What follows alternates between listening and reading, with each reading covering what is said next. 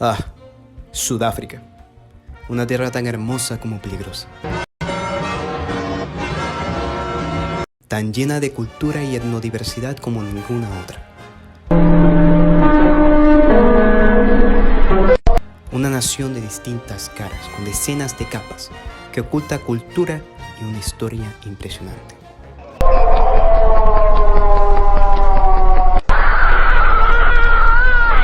Señores y señoras, les presento Sudáfrica.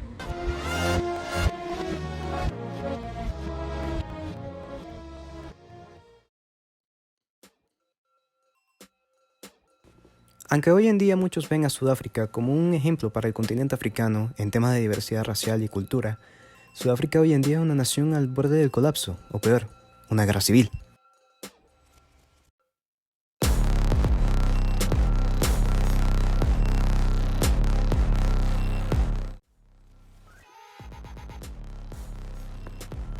Una economía en declive, tensiones raciales y aumento desmedido de la pobreza, además de una corrupción desmedida entre las élites gubernamentales e internacionales, son las principales razones por las que hoy en día la nación ex futura potencia sudafricana, que ya muchos la veían como tal, está al borde del colapso.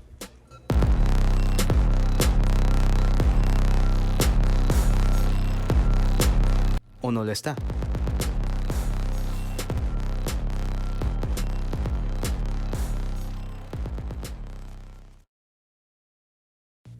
La realidad es que predecir un tema tan complejo como lo es el colapso de un país es el equivalente de pasarse Dark Souls a la primera con los ojos vendados y con una mano.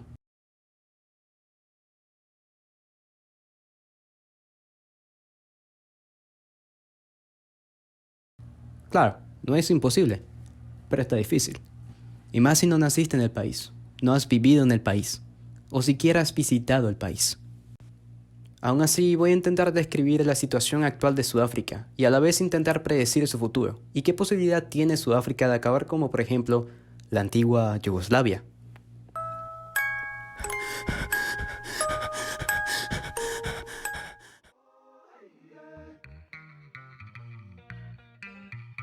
Pero para eso tenemos que ver primero los precedentes históricos.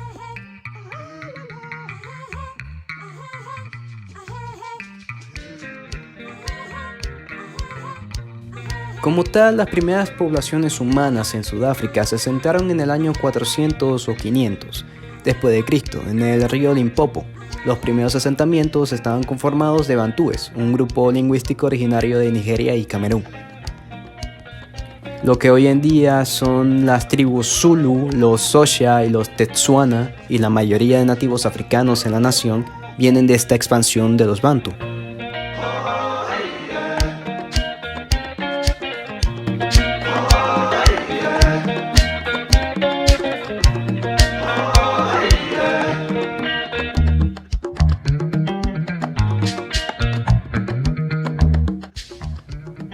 Estos entraron en contacto por primera vez con los europeos alrededor del año 1400, cuando navegantes portugueses pasaban por el cabo en busca de una ruta hacia. Los portugueses tenían el monopolio de especias en el Océano Índico, pero todo eso cambió luego de entrar en un periodo de decadencia, en el cual los británicos y holandeses se aprovechaban de esto. Antes de que el canal de Suez fuera construido, si querías pasar al Océano Índico, tenías que navegar por toda la costa de África. Esta es la razón por la que los holandeses dijeron y decidieron asentarse en Sudáfrica. Aquí también es en donde se crea la ciudad del Cabo, en la región del Cabo Occidental, y es en donde nació el idioma afrikaans, que nació de una mezcla de holandés y dialectos locales. En 1806, el Imperio Británico tomó la colonia del Cabo, causando un flujo de inmigrantes británicos a la colonia. Los Boers, quienes ya eran una mezcla de colonos originarios de Países Bajos y la región belga de Flanders y Alemania, se adentraron al norte del país, lo que causó una serie de conflictos con los nativos de la tierra.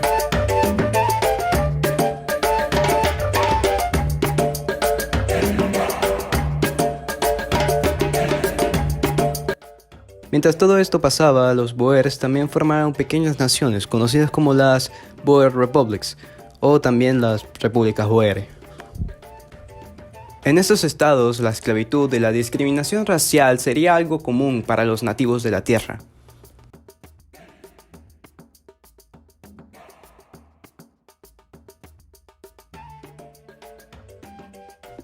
Como pueden ver en el mapa, Sudáfrica estaba dividido en tres, con la colonia del Cabo en el occidente, los Boers en el norte y los reinos africanos en el oriente del país.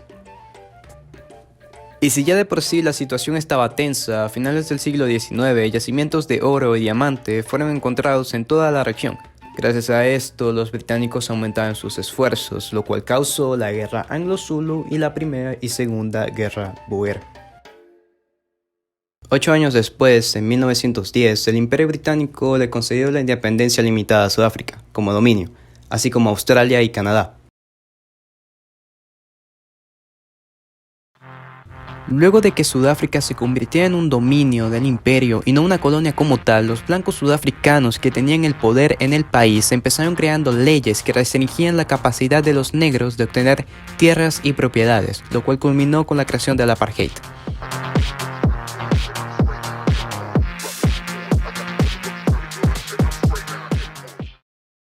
El apartheid consistía en la división de áreas públicas, eventos, la prohibición del voto a los negros, la prohibición de matrimonios mixtos entre blancos y negros e incluso la prohibición de relaciones sexuales entre blancos y negros. Este fue el evento que mató la prosperidad de Sudáfrica. Mientras la población blanca vivía básicamente en un país de primer mundo, la población negra, incluso más que hoy en día, era muchísimo más pobre que la minoría blanca, que para en ese momento solamente era el 21% de la población. Durante estos tiempos se formaron una serie de grupos dirigidos a la abolición del apartheid.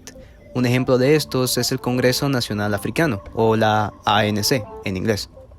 Este grupo en específico llevó a cabo una guerra de guerrillas en la frontera e interior del país, además de que muchos países dañaron su relación con Sudáfrica. Después de un tiempo, las cosas tuvieron que cambiar, empezando con la Declaración Malabatini en 1974, prometiendo, pero no llevando a cabo, la igualdad de derechos a todos los sudafricanos, independientemente de su color de piel. En 1990, la ANC fue legalizada también como partido político y Nelson Mandela también fue liberado de prisión, y en 1992 un referéndum fue llevado a cabo para finalizar el apartheid. En 1994, tras décadas de apartheid, Sudáfrica tuvo su primera elección libre, dándole la victoria a la ANC, quienes han liderado Sudáfrica durante toda su era post-apartheid.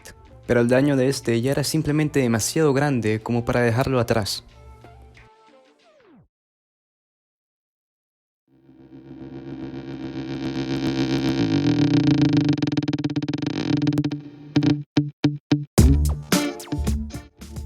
Durante este periodo, la pobreza entre blancos y negros llegó a un nivel histórico. El desempleo llegó a más del 28%, incluso antes de la pandemia del COVID-19, y el índice de desarrollo humano cayó hasta 2005, principalmente por el brote de SIDA que hubo en la nación y en la mayoría de África. Tensiones raciales y violencia indiscriminada son noticias del día a día para los sudafricanos, además de que los vecindarios y zonas residenciales están básicamente segregados. Con todo esto en mente, ya se pueden dar una idea de cómo y por qué economistas y analistas geopolíticos piensan que Sudáfrica, gracias al apartheid, es una nación al borde del colapso.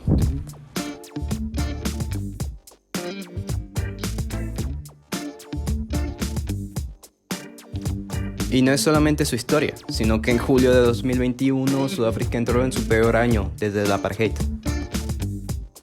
Violentas protestas fueron vistas en la región de KwaZulu-Natal y Gauteng, en las que alrededor de 350 personas perdieron la vida, 3.000 fueron arrestadas y alrededor de 50.000 empresas y locales pequeños fueron destruidos. Especialmente hubo enfrentamientos entre la población negra y asiática en la ciudad de Phoenix, en Durban Central, no en Phoenix, Arizona. Todos estos eventos duraron alrededor de una semana, pero nos sirve como ejemplo para ver lo tenso que está la situación en la nación, especialmente tras el arresto del expresidente de Sudáfrica, Jacob Zuma, causando protestas en KwaZulu-Natal y en Gauteng. Además de tensiones raciales, Sudáfrica es hogar de más de 60 millones de personas, de las cuales 55% son pobres, y un cuarto de estas vive en pobreza extrema, sin la posibilidad de llenar sus necesidades básicas. Mientras que el 10% de la población de Sudáfrica tiene el 95% de todas las riquezas de la nación, con un coeficiente de Gini de 0.6.3, convirtiendo a Sudáfrica en la nación con mayor desigualdad de ingresos en todo el mundo, y todo gracias al apartheid, y actualmente por el COVID.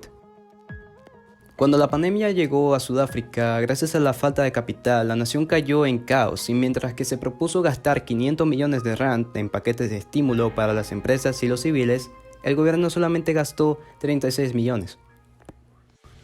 A causa de esto, como la nación ya no tenía capital, las familias de bajos ingresos, a causa de las cuarentenas, no podían permitirse comprar comida. Y gracias a la pandemia, la nación experimentó un aumento de la pobreza desmesurado, a pesar de ser la economía número 35 del mundo. Aunque bueno, eso tampoco ayuda mucho si solamente un pequeño porcentaje de la nación tiene el 95% de tu economía.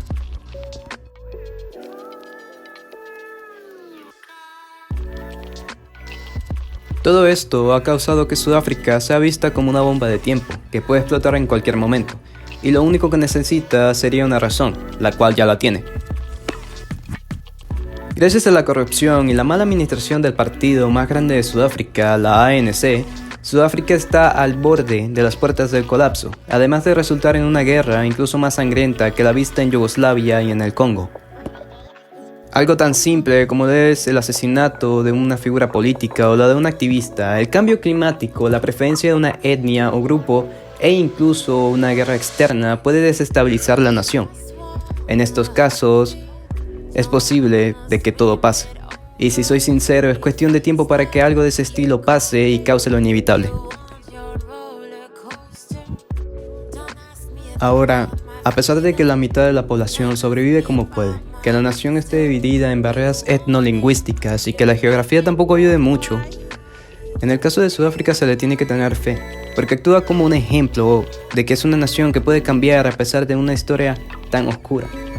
Y si Sudáfrica cae, ese ejemplo de unión entre razas y hogar de democracia va a caer. Y con ello, el sueño de millones de personas.